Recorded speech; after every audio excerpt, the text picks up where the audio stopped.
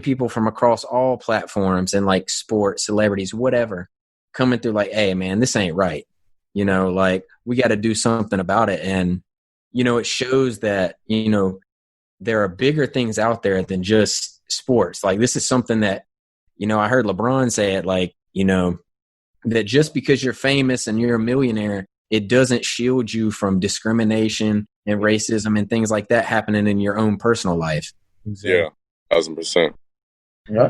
But I think that's dope, Irv. You're on the front lines because you know how it is. I mean, like you said, it's really easy to just sit there and say, like, you post a tweet with a fist or something, and that's it. Yeah, and that's I can't live like that and then say I'm all in on this thing, and not be present. Some of our actions in Louisville have obviously, gotten the attention of, the authorities and stuff like that. And we're praying that our actions will help them move along on this case because they're tired of seeing our faces. So, we'll see what happens.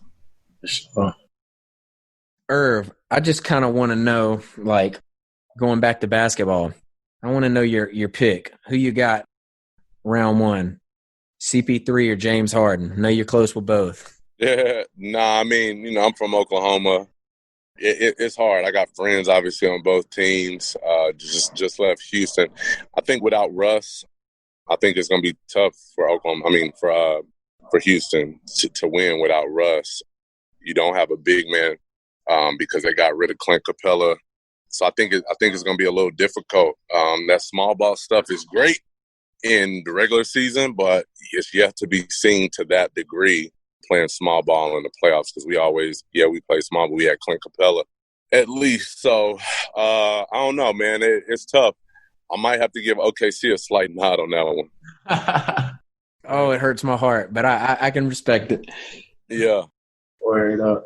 Yeah, we was in the locker room today. It's crazy because everybody in there like, yo, who you think gonna win this game? Who you think gonna win this game? Who you think gonna win this game? Like, I ain't never seen so many people excited about basketball in a bubble in my life. Like, man, just excited about something, man. Life's so irregular right now. We got to be excited about something, man. For real though, yo. Like, we all sitting in there like it's about 3 minutes before we got to be out there for walkthroughs. We all in here trying to see the end of the Utah game that was on earlier. Like, we in here like, yo, about to be late.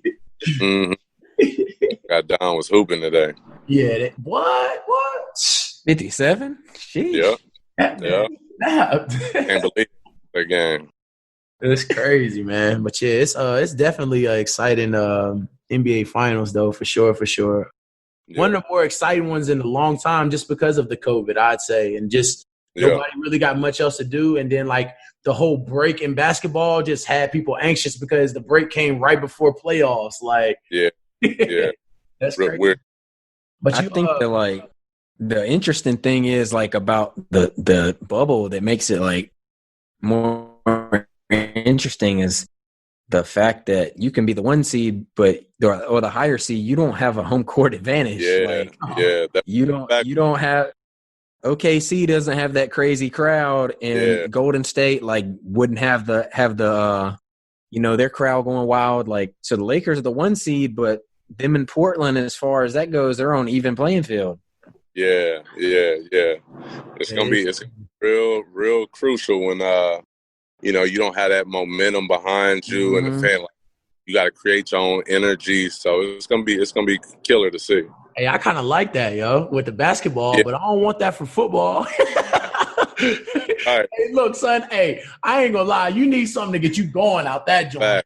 Facts. You really just do. Like, I need to hear him say Will Richards, like, on the intercom. Yeah. Like, you know what I'm saying? Like, I got to get it's like a different kind of mindset. Like, you know what I'm saying? I done hoop too, Irv. Like, I can just take and throw listen to some little Jay-Z before a basketball game. I'm cooling. But for football, like, in them trenches, I gotta be mad. Like, I need to be mad. Yeah. I need to hear fans screaming. But we was talking about it in the locker room, me and my boy Cam and everything. We just like, yo, like, it's about to be love for tackles in the NFL this year. Yeah.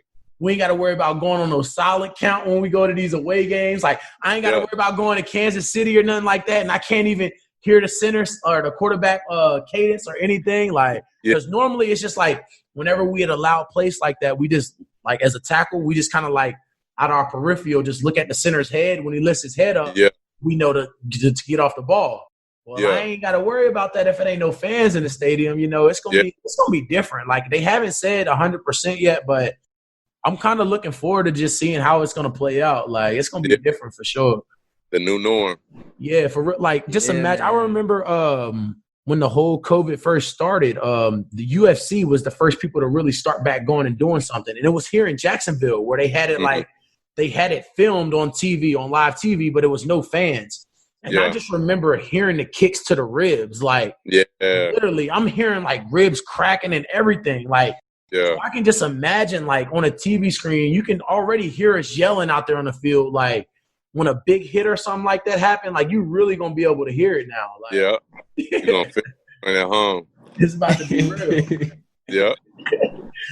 It's about to be real. But I'm good, Will. You can hit him with your final five. Yeah, man. That's a bet. Cool then. So today's Final Five is brought to you by Manscaped. It's the best in men's below-the-belt grooming. Everybody go out and get your Manscaped razor, the 3.0. It's the best because it's waterproof. And you can shave your balls. You can shave your belly hairs. You can shave your armpits. You can shave your legs. So women, you can get it too. It's Manscaped, but ladies, it works for y'all. Y'all got hair. But yeah, y'all can go onto manscaped.com and you can use our coupon code Sideline Story for 20% off your whole order. Once again, that's our coupon code is Sideline Story 20, and that's all caps, and it'll get you 20% off your entire order. So Irv, I got final five questions for you today. I asked this on at the end of every episode for us. I ask every guest. So my first question for you is, and you know this was probably going to be my first question, but who you got winning the NBA championship this year? Man, if I had to pick right now, I would say if I was a gambling man, I would say the Clippers. The Clippers, for sure. Yeah. Why? Why not the Lakers? I just feel like the Clippers got more depth with Lou Will, Montrez, and all those guys. They got a little more depth. Gotcha. What you think about that, Cody? I'm Rockets all in, baby. I'm loyal to the soil. Hey, look, it's crazy, though, because I really wonder if James – like, Cody always been a Rockets fan ever since I've known him. But I wonder if James Harden left the Rockets, would Cody still be a Rocket fan?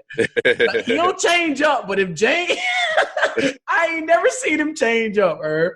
But I'm pretty sure if James left, he can go to Charlotte.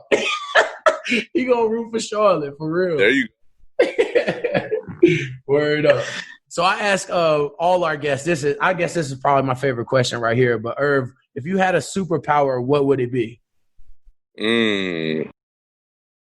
Maybe read minds. Read minds. Okay, we had that one before. That's definitely. Yeah. I don't know if I want to.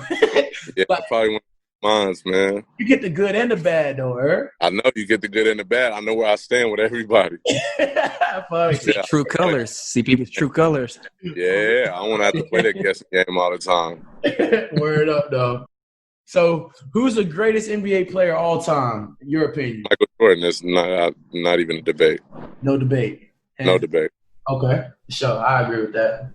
Definitely agree with that. Question number 4 is, what's your favorite dessert? Ooh, favorite dessert would probably just, man, I'm old school, man. I'm basic. I mean, I love red velvet cake and stuff like that, but vanilla cake with some fire buttercream. I'm cool with that. You know what I mean? I'm gonna have to go with some homemade sweet potato pie, like. Yeah. Yeah, I'm basic. I don't take So what's the last question right here too, Irv? What's the dopest place you ever traveled? And I know you've been to a lot of places. Yeah, probably New Zealand. I think New Zealand is probably one of the prettiest, like natural prettiest places in the world.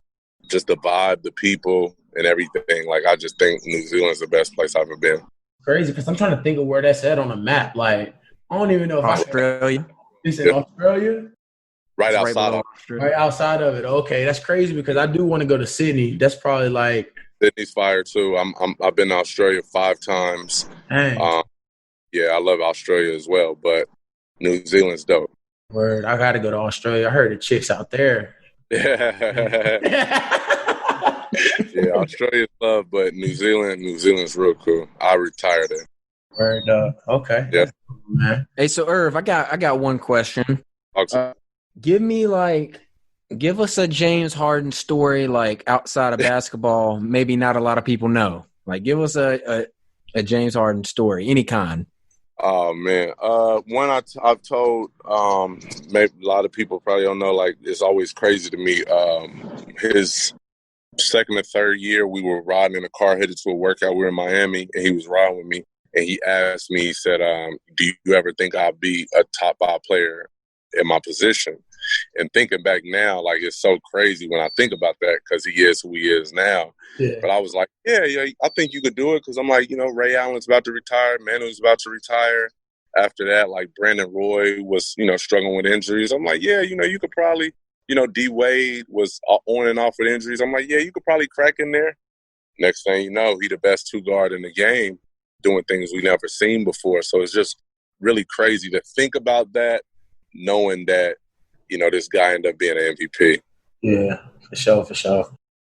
Final question right here, Irv, and I ask this to all my guests that come onto the sideline story, and that's who should we get on the sideline story next? And it can be anybody that you can help us get on, NBA player, like I said, coach, anybody.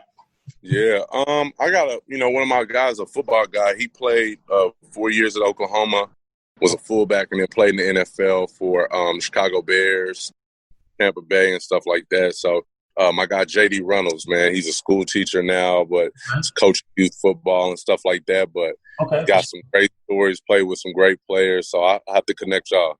Okay, for sure, bro. Definitely. Yeah. For sure, bro. And once again, Irv, we appreciate your time, bro. And just letting us pick your brain a little bit on just all the training and stuff.